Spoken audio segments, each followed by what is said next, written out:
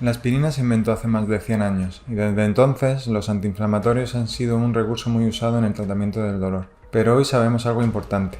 Su uso prolongado puede generar efectos secundarios graves. ¿Y si te dijera que existen alternativas a estos medicamentos? Soy el Dr. Carlos Morales, llevo más de una década dedicado al tratamiento del dolor. He atendido a miles de pacientes de todo el mundo y recientemente fui reconocido como el anestesista mejor valorado de España por Doctoralia. El dolor crónico es la causa número 1 de pérdida de calidad de vida en nuestra sociedad y está en aumento. No podemos seguir tratando el dolor como hace más de un siglo. Enseño como profesor en el título de Medicina Regenerativa de la Universidad Francisco de Vitoria y participo como ponente en congresos, pero no vengo a darte una clase. En esta serie quiero explicarte de forma clara y sencilla qué hay detrás de las patologías como la artrosis, las hernias o el dolor neuropático y sobre todo mostrarte soluciones innovadoras desde medicina regenerativa hasta terapias con láser, la ozonoterapia, que están cambiando el nuevo enfoque que tenemos en el abordaje del dolor. Porque sí, hay vida más allá del ibuprofeno, el uso de corticoides o incluso la cirugía. Si vives con dolor o quieres prevenirlo, quédate y suscríbete, porque en esta serie de vídeos te voy a contar las últimas innovaciones en el tratamiento del dolor. La discólisis con ozono, ¿qué es? Bueno, por introducir el ozono es un gas médico que se obtiene del oxígeno. Tiene 3 moléculas de oxígeno en este caso, a diferencia del oxígeno que podemos encontrar en el 99% de la atmósfera, que es O2. En este caso el ozono es O3 y bueno, es un gas que se obtiene a través de un generador y que hacen que aplicándolo en un problema discal tenga unos beneficios bastante interesantes en el tratamiento de estos pacientes por varios mecanismos. Cuando nosotros introducimos el ozono en un disco intervertebral, en la primera fase lo que se da es una descomposición de los proteoglicanos, que son unos azúcares que están dentro del disco y que le dan cierta hidratación a ese disco intervertebral. Esa descompresión que produce el ozono de forma aguda hace que el alivio del dolor sea muy inmediato o casi inmediato en las primeras 48 horas y que un paciente que tiene o que sufre una hernia discal pues pueda verse bastante aliviado en un plazo corto de tiempo. Más allá de ese efecto a corto plazo,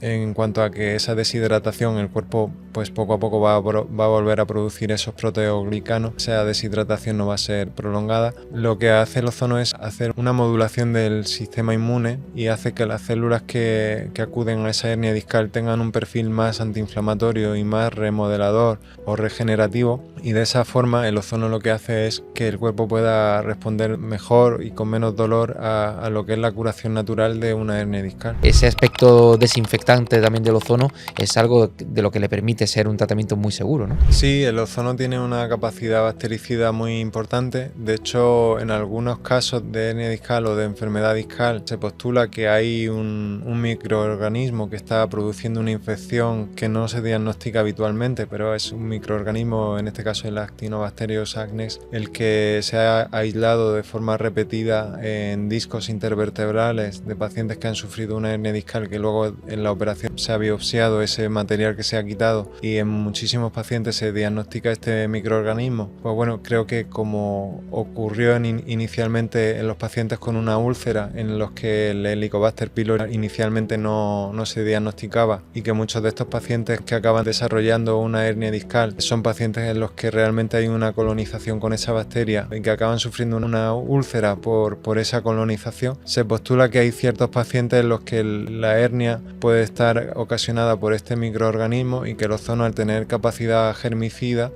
aplicándolo dentro del disco intervertebral también impide que ese germen se replique y mata o elimina el germen para que el disco sane de forma más eficaz. ¿En qué más casos pues, se puede utilizar esta técnica con ozono? Se puede utilizar también en protrusiones discales, incluso en fisuras del disco intervertebral, que es como si hiciéramos una analogía a una herida en el anillo intervertebral. En todos estos casos la aplicación de ozono es bastante eficaz. Se suele utilizar preferentemente en pacientes con ciática. Si el paciente tiene una protrusión, una hernia discal y una ciática, el tratamiento con ozono tiene una probabilidad muy alta de producir una mejoría. ¿Qué diferencia hay entre la discólisis con ozono y otro tipo de tratamiento tratamientos que se puede utilizar en esos casos también? Bueno, la diferencia con el corticoide es que el corticoide lo que produce es un efecto a corto plazo de desinflamación. El corticoide se aplica normalmente en el espacio epidural, no se puede aplicar directamente en el disco porque se ha visto que no es eficaz y que tiene más efectos secundarios que beneficios. Entonces ese corticoide en el espacio epidural o por vía oral lo que hace es suprimir la inflamación, pero también afecta un poco al sistema inmunológico. El ozono, en cambio, no produce inmunosupresión, sino que modula la inflamación para que sea una inflamación buena y que el paciente se pueda curar antes. En ese caso el ozono no enmascara el dolor, sino que hace que el sistema inmune pues trabaje para regenerar más que para inflamar. ¿Cómo es la preparación previa a someterse a un tratamiento de discólisis con ozono? Bueno, como ese tratamiento hay que hacerlo en quirófano porque se necesitan rayos X, no se necesita anestesia general, se necesita utilizar un ambiente quirúrgico porque necesitamos un ambiente estéril para impedir que haya cualquier germen que pueda entrar a través de la aguja al disco. Entonces, bueno, necesitamos una preparación en el que el paciente pues, acuda en ayunas. Una vez el paciente está en quirófano, se le seda un poco para que el proceso no sea doloroso, se administra anestesia epidural y con una aguja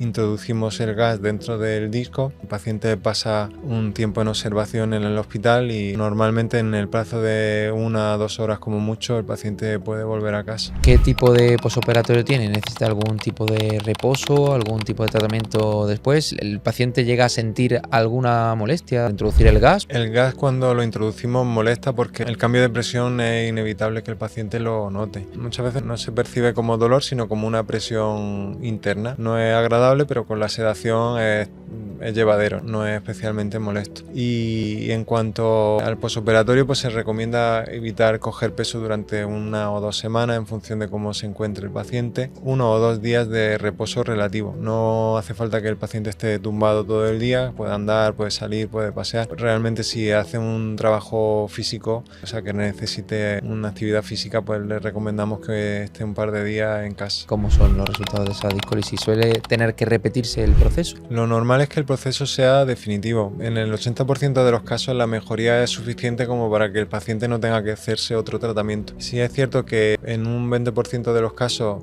el paciente no mejora lo suficiente. En ese caso el paciente se puede realizar una segunda infiltración que tiene aproximadamente una efectividad del 50% y con todo pues conseguimos tasas de éxito del 80-90% de los pacientes. Son pacientes que van a evitar la cirugía y en los pacientes en los que hay una respuesta es muy raro que el dolor vuelva a reaparecer. ¿Algún riesgo?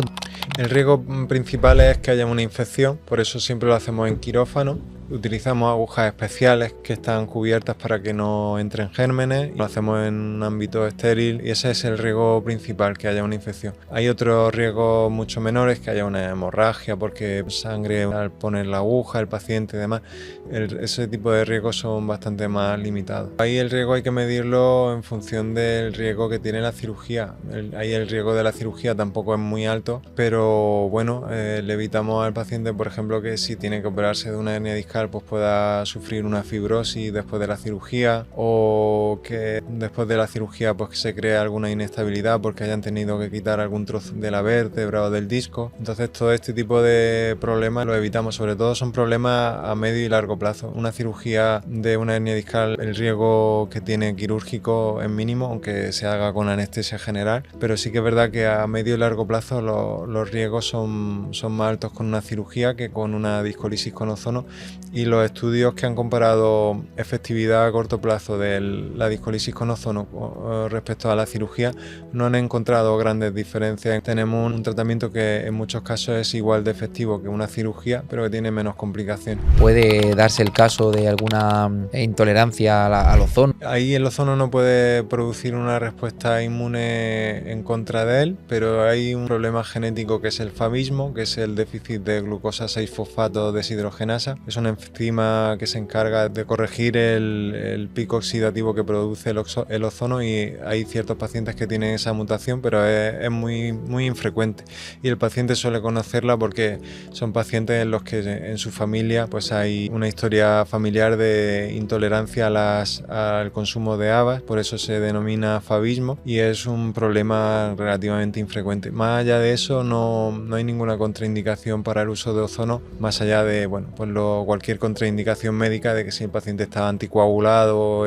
o tiene una tensión arterial que está descontrolada, pues ni con ozono ni con otra cosa que no sea ozono es que no se puede intervenir, pero contraindicación específica esa nada más. Como siempre, recomendamos que cualquier paciente, cualquier persona que nos escucha y que ya está pues diagnosticado de cualquier tipo de enfermedad de la que hemos hablado, y bueno, incluso puede que tenga ya esta cita dentro de un par de años o un año para operarse, si antes quiere probar con un tratamiento intermedio, algo que no le lleve a ese proceso quirúrgico más avanzado, a esos riesgos de los que hablábamos, siempre tiene la posibilidad de pedir su cita con el doctor Carlos Morales a través de su página web, drcarlosmorales.com, y ahí pues también informarse de todos los tratamientos disponibles, porque aparte de la discólisis con ozono, vamos a hablar de otro tipo de tratamientos en estos episodios, y también pues evitar al final esos tratamientos tan drásticos o esos tratamientos finales que con unos tratamientos de medicina 3.0, que ya hemos hablado de los temas,